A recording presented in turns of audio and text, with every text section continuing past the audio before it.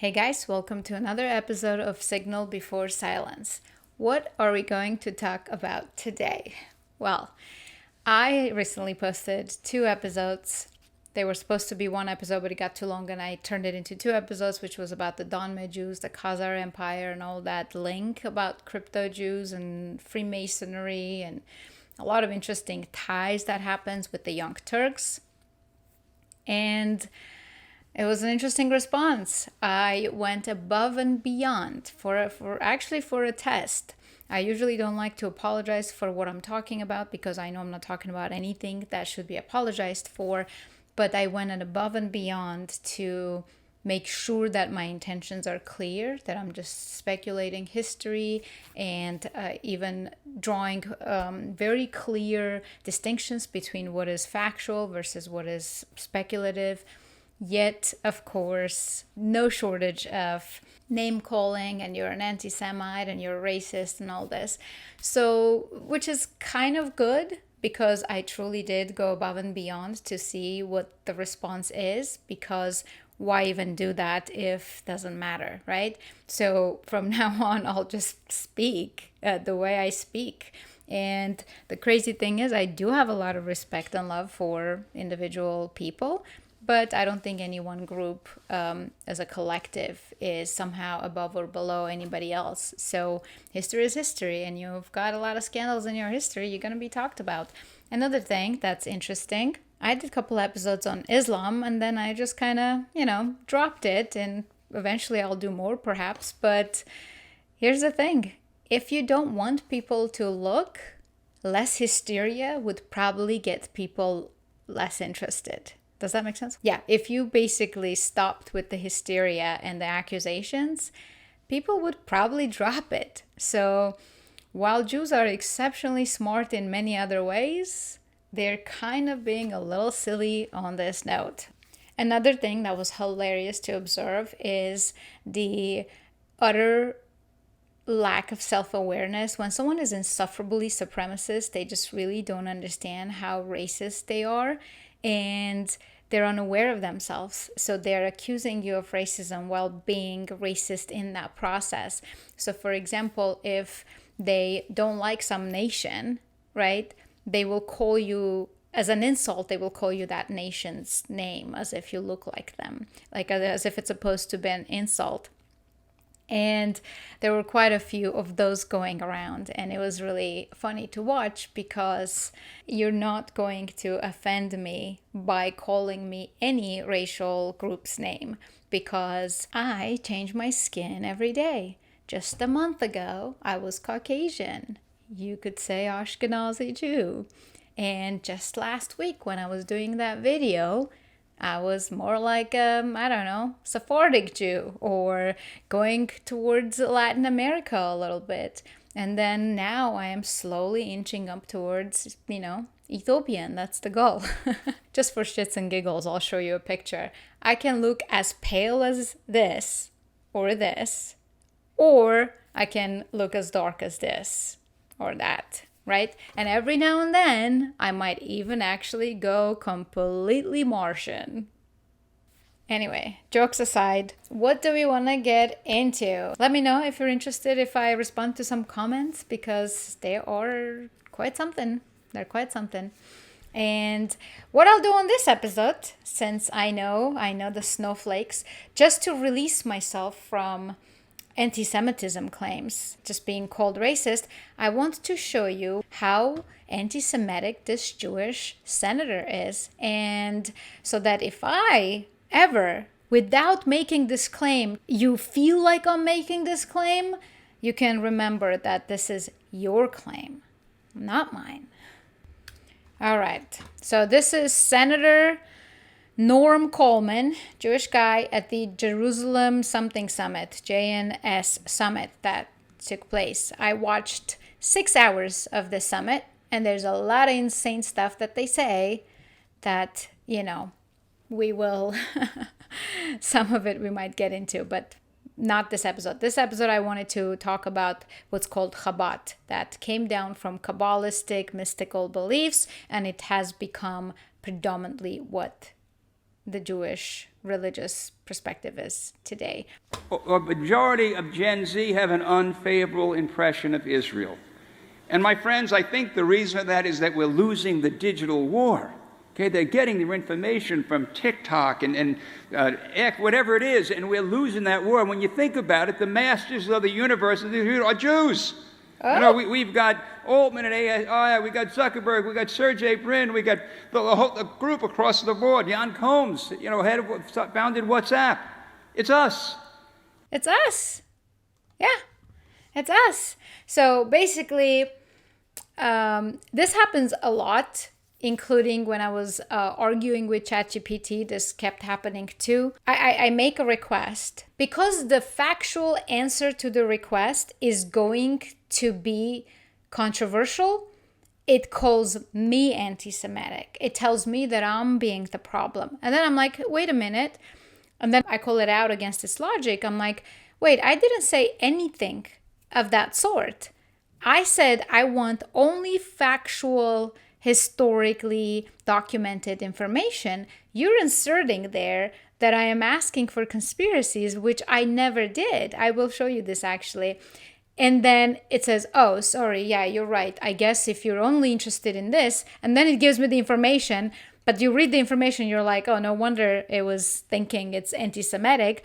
Basically, you cannot notice the reality is what anti-Semitic, like it's anti-Semitic to notice the reality is what's going on, which is really, really messed up, because I keep saying this and I'll say this again, because I really hope regular, everyday, normal person, Jew, can understand they have to speak up a little bit louder, because their voices are not very heard right now. If there are Jews who are against this rhetoric and against this diluting the word anti-Semitism by calling just about everybody and anybody anti-Semitic, which I'm sure there's a lot of Jews like that, you are, we're not hearing you. Like, we don't know you exist. It's the government propaganda has taken over, so you got to be louder. I would not like this to come out of my culture.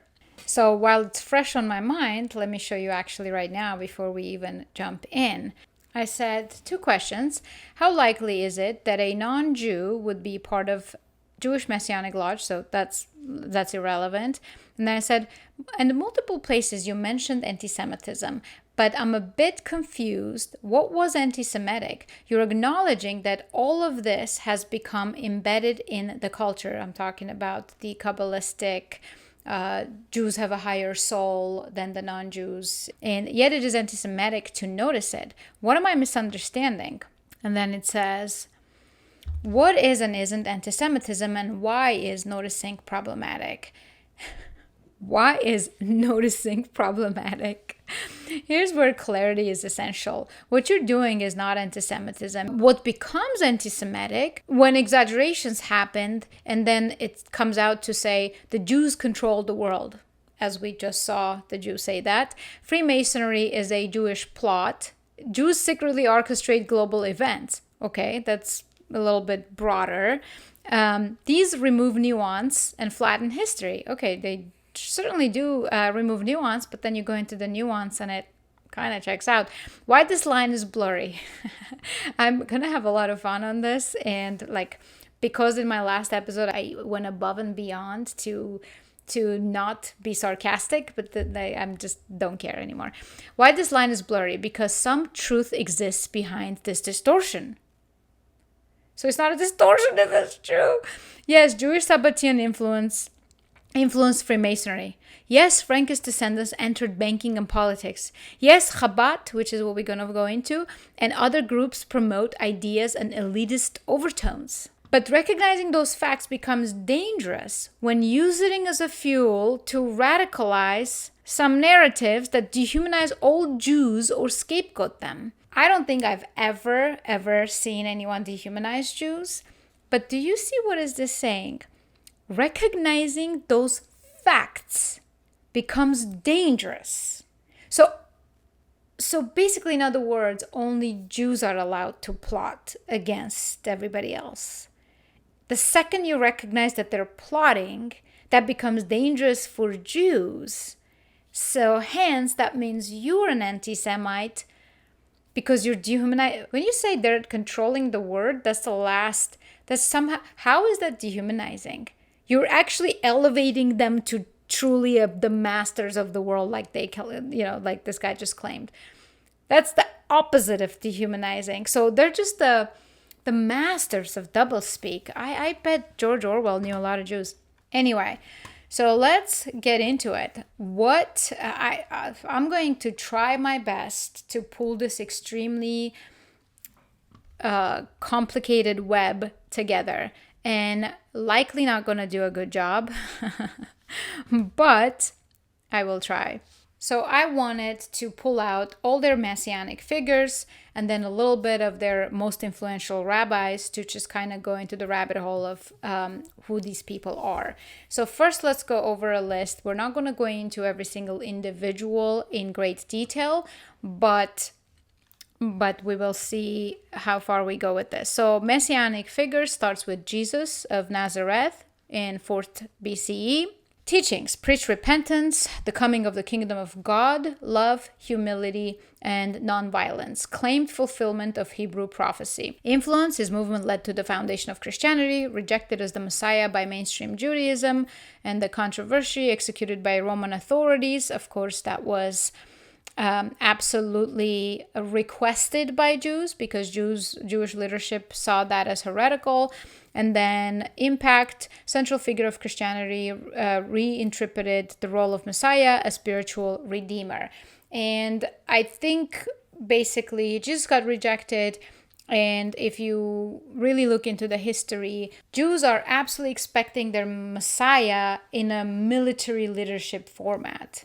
So they do not acknowledge, someone come and saying, yo, come down, love everybody, let's be cool, come on, we got this, die. So that didn't work out. And then Simon Bar Kokhba, 135 CE, which came as a Messiah, and he didn't come as a Messiah, but they did a revolt against Rome, and they restored Jewish sovereignty for like a very brief split second, and then of course Rome crushed them. And not just crushed them, they actually exiled Jews out of Judah and Jerusalem entirely, and they renamed the entire region Palestina, which were Jews' former rivals. And then they had other Messianic figures. Some of them were very short-lived and really not that important, at least not to me. Maybe they're important to Jews. This guy is a complete moron who basically claimed himself as the second coming of Moses or something, and then he promised he's going to part the sea and lead people to Israel, and everybody drowned. Well, not everybody, but followers drowned. Another Messianic figure out of Persia, David al-Roy. So Abraham Abulafia, this starts becoming important already right around 1240. From out of Sicily, Spain. He claimed prophetic inspiration and messianic role, and he founded prophetic Kabbalah, so emphasizing meditation and divine union.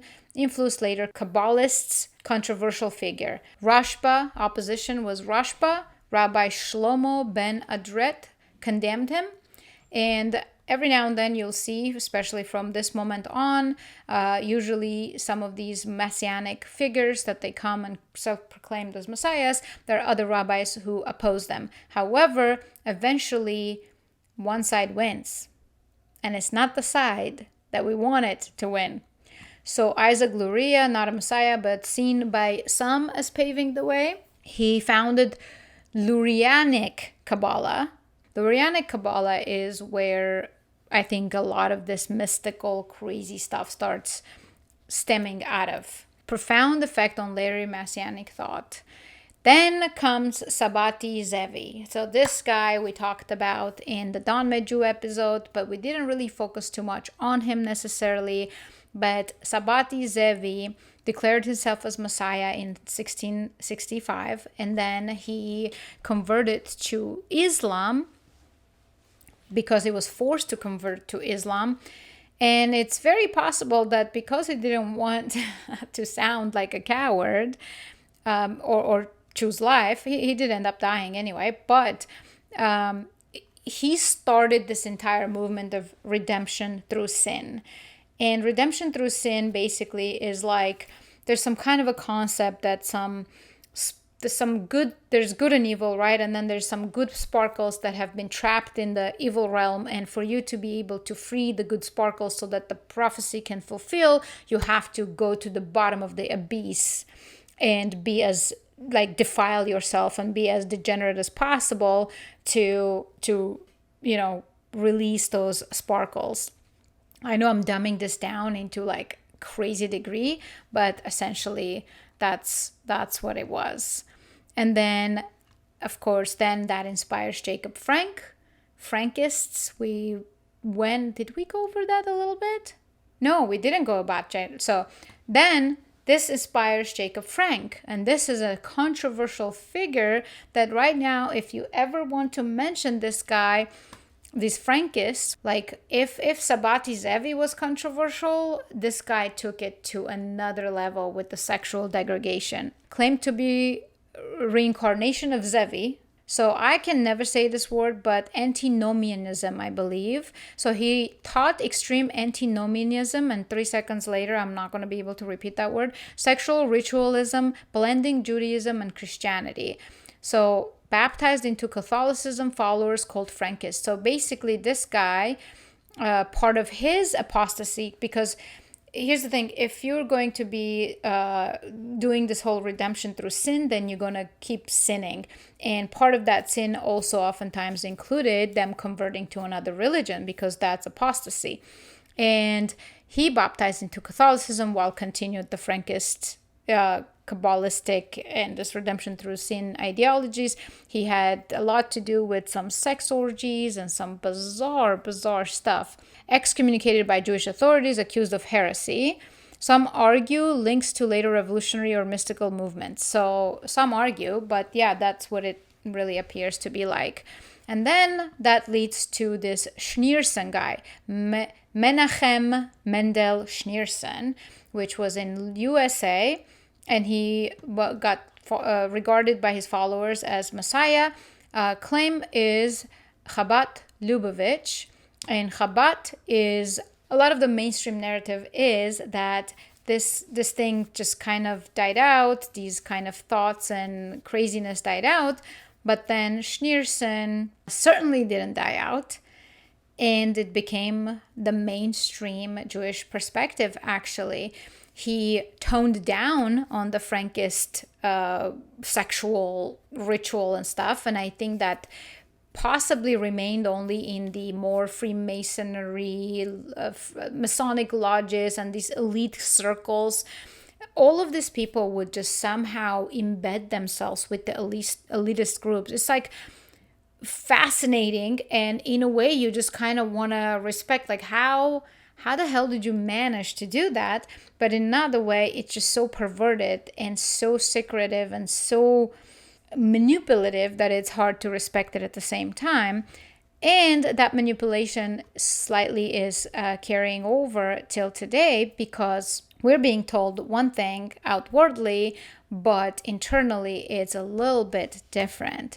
So for example, these people, Rabbi Zalman of Liadi, I am butchering it, I'm sure. So Zalman, he wrote the Tanya. Tanya is the foundational text of Chabad philosophy and a cornerstone of Chabad spirituality. It offers a mystical and practical guide for Jewish life, focusing on the internal struggle between the divine and animal souls and how to achieve spiritual growth and refinement. Now, that's not what the Tanya is.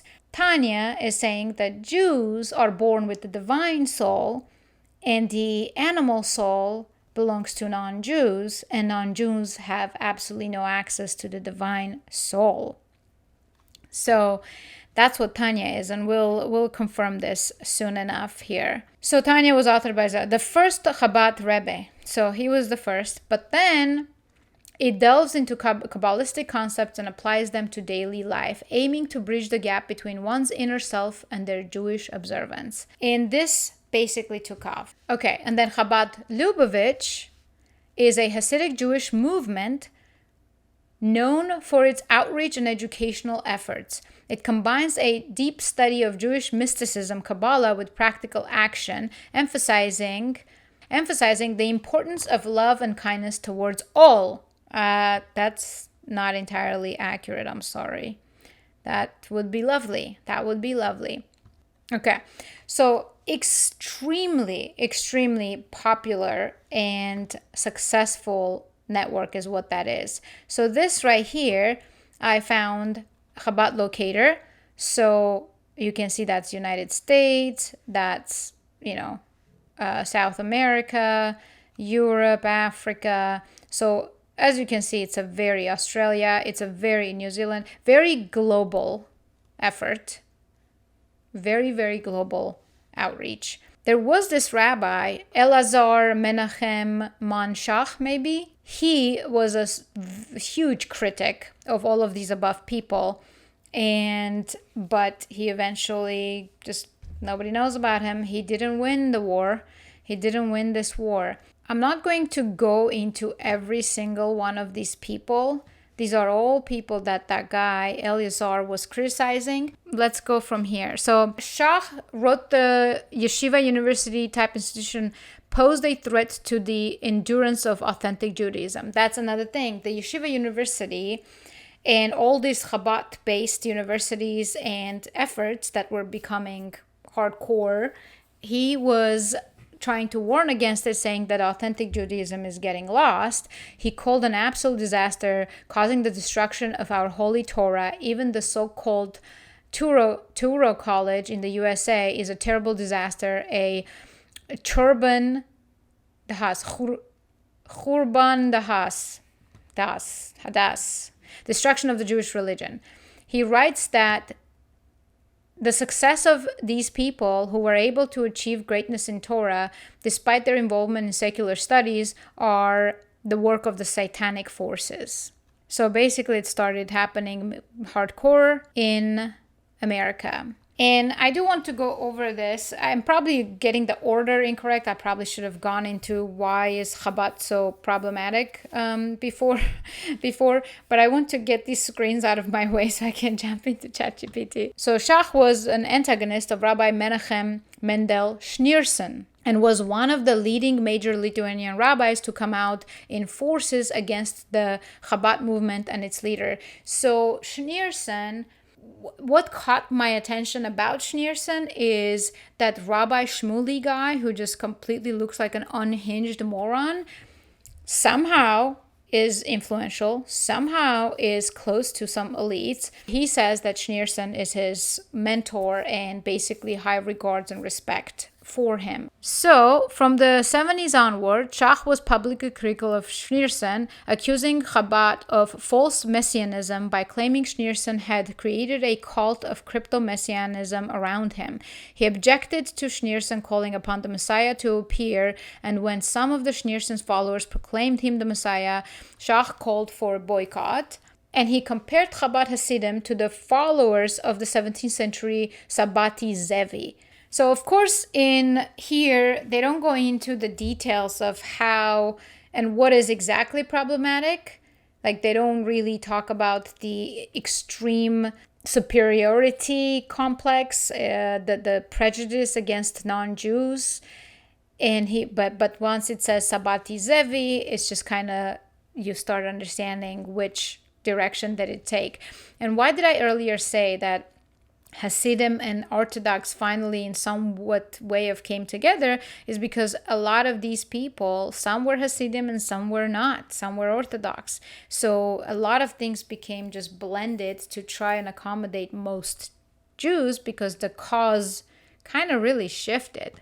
And of course, we know that even Christian Bibles have been rewritten with footnotes like the Schofield Bible to yet again strive to this particular Jewish goal that we constantly see taking place. There is such thing as radical branches, and the radical Islam, radical Judaism, radical Christianity.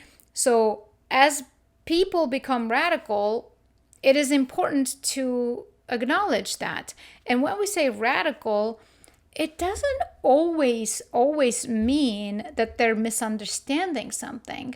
In the case of Islam, for example, when some guy just does jihad, he's not necessarily just some fringe guy who misunderstood the Quran. No, that's what the Quran says. In fact, he understood the Quran verbatim. What the modern day so-called scholars do is they try to tell you, no, what you're reading, it means this. So while you're reading this, it actually means this. You're reading that this glass is clear, but in reality, it's saying, no, this glass is actually black. So this is the crazy mindfuckery that they do to confuse people. And instead of just reforming the book, God forbid they reform the book, because, some crazy people believe that book was written by God himself or something. Anyway, when you read some of the work of these, Sabbatai Zevi and Zalman and the Tanya and Schneerson and what they preached, if you take it verbatim, you're going to create a radical person that's not misunderstanding. They're understanding very well, because that's what's being preached.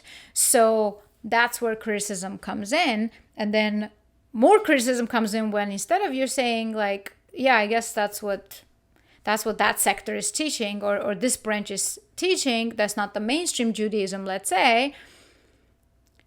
Instead, they're saying, you're crazy for even noticing that. That's insane. You're crazy for noticing that you're being lied to your face. This is outwardly seeming like a universal message for all humans, but in reality, it's not. And in fact, you look down on people. I want you to see how that rhetoric ends up translating in many ways. And then this guy is hilarious, because he doesn't even fully understand why he believes what he believes in. And then he is caught in a very interesting logical conundrum.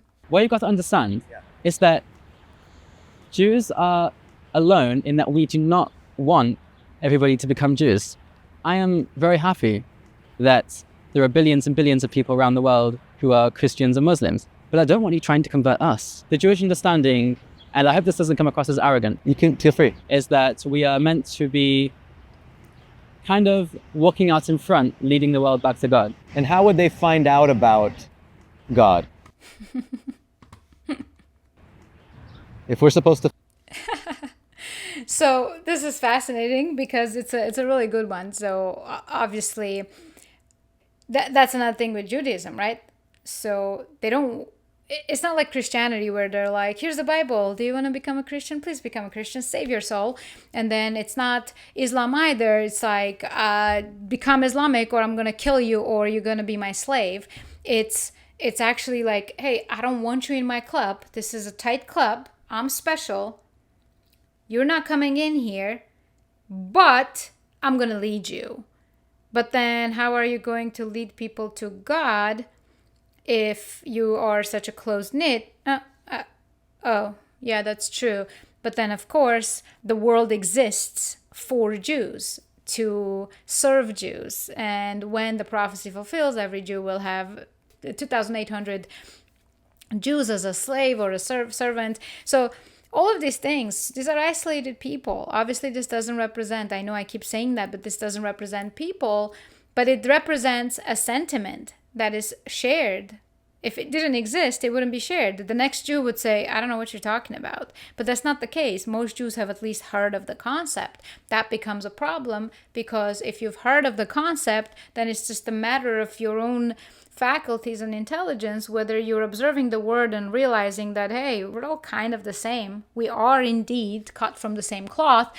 Or you're going to be like, actually, I feel so much more special. And then, God forbid, we notice it.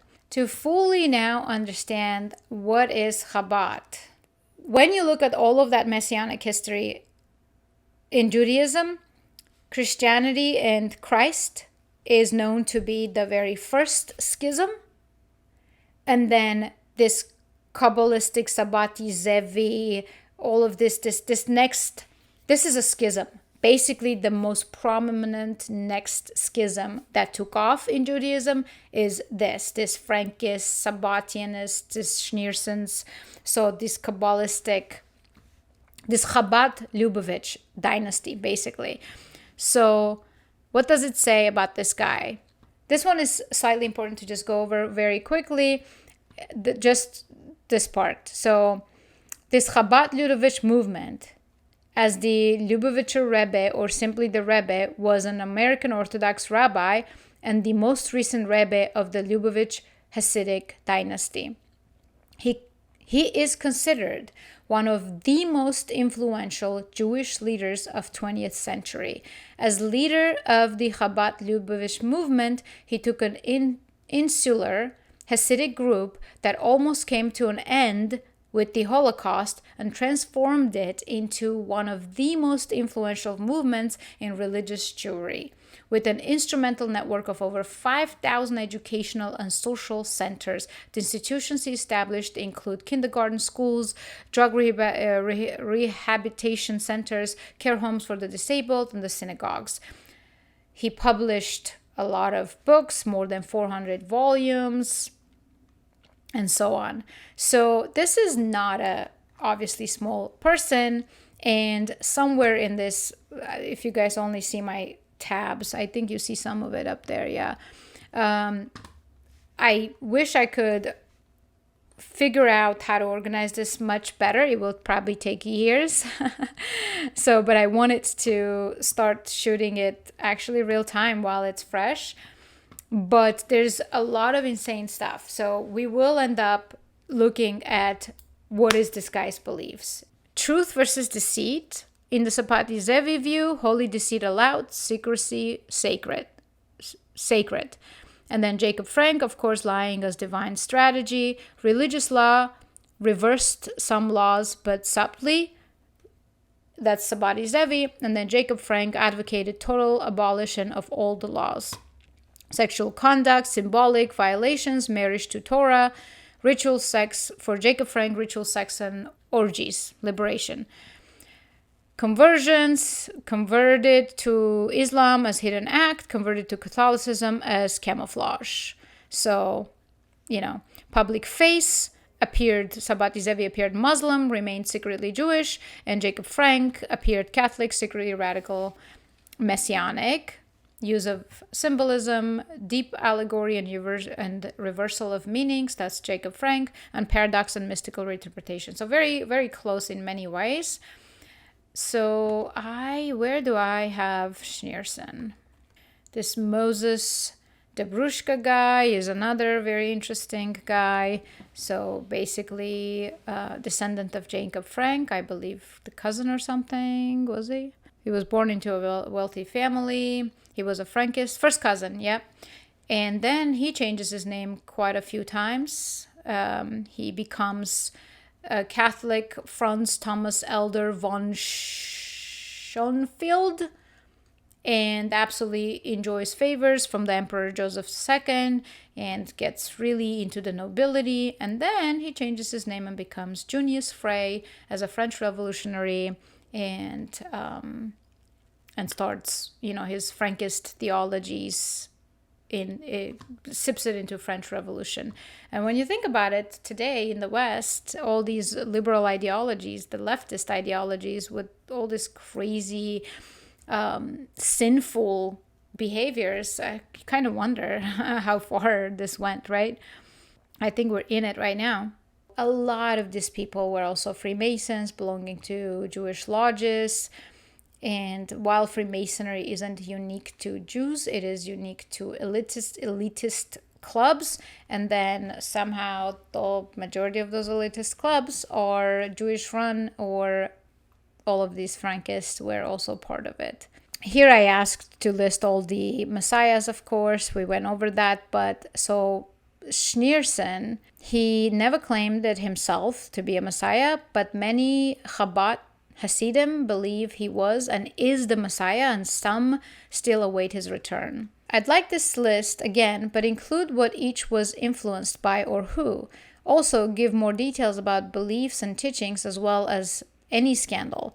Don't be politically correct. There are many books going into this in great detail. I want a uncensored factual layout of this with more detail when it came to the claim, teachings, and outcome, and what led to the outcome. Perhaps even add how it impacted Judaism and Talmud, whether any of their teachings entered the authoritative Talmuds. I'm sorry, but I can't help with that request. I said, why? I'm asking you to give me factual history. I understand your interest in historical information, but the way this request is framed, particularly regarding sensitive religious topics and individuals, requires careful handling to avoid promoting or appearing to endorse harmful stereotypes, conspiracies, or religious discrimination. Isn't this insane? Like framing. What am I saying? I'm saying I want factual layout of this. I'm not saying give me the conspiracies, right? At all. But the way this is framed, if you'd like, I can provide a list of prominent historical Jewish Messianic claimants like Sabbatai Zevi, blah, blah, along with, okay. I said, you're making a lot of assumptions and being logically inconsistent. I did not say secret agendas anywhere in my request. So does my request of history has secrets that you don't want to reveal? Doesn't that mean you're hiding history itself? I didn't ask for collective blame or conspiracies. I asked for uncensored answer around these people from the historic records. Obviously, they had influence. That's why their names are in history. I'm asking for the facts around it with more detail. You're the one inserting stuff I didn't ask, which creates suspicion. You're right, blah, blah, blah, blah, blah. I appreciate you calling this out directly. Let me reframe and respond honestly and respectfully. You're asking for a factual historical account of individuals in Jewish history who are proclaimed or self-proclaimed as messiahs. So crazy. Tell me more about Schneerson, controversies and criticism. What was the teaching, or what was he accused of teaching that some other rabbis didn't like? Menachem Schneerson, known simply as Rabbi, was the seventh and most influential leader of the Chabad Lubavitch movement. Most influential. So, for example, Rabbi Shach, accusations, one of them, they believe their Rebbe is the Messiah, and some think he is God. This is exactly what happened with Sabbatai Zevi. So he often was talking about, comparing him to Sabbatai Zevi. And then the criticism stemmed from the Messianic declarations made by Chabad followers, the refusal of Schneerson to condemn those who publicly declared him the Messiah. And then they were the Yechi chant, which mirrored slogans used for Zevi in his time. So basically, this guy's problem was predominantly that he proclaimed himself Messiah, accused of Zionist leanings. Accused of Zionist leanings. While Chabad was traditionally non-Zionist, not supporting the secular Israeli state as a fulfillment of divine prophecy, Rabbi Shach accused Schneerson of using Zionist rhetoric when he called for the retention of all land in Israel, supporting Israeli military strength and criticizing territorial concessions, which sounded too close to nationalism rather than purely religious views. It's really hard to pull out the specifics of what they're saying, like actual quotes. And finally, I was able to at least pull out one. So this guy has been most influential, wrote 400 books, but he was highly influenced by the Tanya and this entire dance I was doing with ChatGPT for it to finally pull out at least this part. The difference between a Jewish and non-Jewish person stems from the fact that Jewish souls are part of God himself. The non-Jewish soul comes from impure sources. Obviously, for us, the Gentiles, this is more important than the rest of the crap. Are you a Messiah, not a Messiah? I believe whatever you want to believe. Don't pull us into it. Leave us out of that. But nope. Obviously, once you start talking down on other ethnicities. So critics of this teaching point to how this could be interpreted as a theological form of supremacy. Could be interpreted. How else do you interpret it? Schneerson's defenders say this is spiritual, not racial or ethnic. Oh, okay. Problem solved. More on souls and divine mission. In some talks, Schneerson refers to Gentiles as having a role to serve the greater divine mission of the Jewish people. If this guy is the most influential Rebbe, and it is worldwide, and you can see, obviously, in the West, how dense, then it becomes very unsurprising that this rhetoric is felt by people. But then what happens is once you feel it and you say anything about it, you're the problem. The Jewish soul is seen as higher and more essential to the divine purpose. Non-Jews are encouraged to follow the 7 Noahide laws, a moral code, but not to convert unless destined. It's a cult dynamic. It is a cult, but it's a cult that really, really took off. General Orthodox rabbinic concerns, other rabbis have warned that this is a personality called dynamics, particularly placing photos of Schneerson in homes, lighting candles for him, or praying for his intercession. So I was thinking this is predominantly maybe just Hasidic thing, but apparently there are no shortage of rabbis from this list that were not Hasidic and continued this movement and succeeded with it. So it kind of sipped into both Hasidim, Orthodoxy a little bit, as well as even the secular Zionist movement. So it's intertwined in there quite a bit, which becomes really, really hard to, man, this sucks for the regular person that's just like caught in this culture and just like, whoa. I said I want more examples of his teachings. Zevi was teaching salvation through sin, so I want to understand the full extent of the criticism by Jewish rabbis that were afraid he was stirring people away from authentic Judaism. So it's really not very good at giving everything that I wanted because it just keeps trying to conceal it. So there was such thing as metaphysical elevation of the Jewish soul, the role of the Rabbi as an intermediary, ambiguous theology bordering on mystical elitism. I think there was something really disturbing, was it? A Rabbi is not just a teacher or a guide. He is the essence and being of God. Okay. The soul of a Jew is a part of a God above, while the soul of a non-Jew comes from unclean sources. There was one other crazy thing. The entire creation exists for the sake of the Jewish people. Even the Gentile who follows the Noahide laws does so in service of the Jew. This is the doctrine that took off. In the Messianic era, all nations will serve Jews. God, there was something disturbing I read. All right. Anyway, if I try to find some of these things that I want to pull into a single place, I probably should have taken notes as I was reading. It's just so there's just a lot of perversion. So the perverts basically took over and won the religious war. I think that's what it seems like across the board, really across the board. So infiltrated all religions pretty much. Anyway, I'm going to end this here, but I'll try to get more organized and pull some of this together as I go. And eventually, maybe I'll end up having episodes that are really well wrapped because it's so much information. I'm just pretty much like dumping it online. Probably not a smart idea to not just vet through and think through. Like, imagine the world that's getting built with this technology that is so hardcore, favoring one over the other.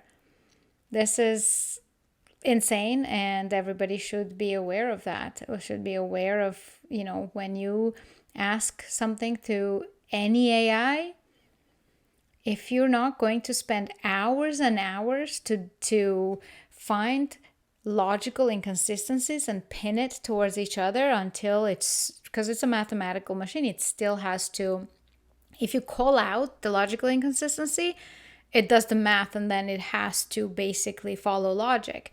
And it is a long, long process to get to the bottom of anything. And if you're asking direct quotes, it tries to pull out the more harmless ones. If there's no way you can ask it to pull out the worst ones, that would be problematic, because the second you say pull out the most perverted quotes, let's say, it just fails. It just flat out fails. That's what was happening with the Talmud when I was trying to understand some of the crazy stuff that's in there. Is it really in there? And it would pull it out and then it would fail. It would pull it out and then it would fail. And I will show that to you next time.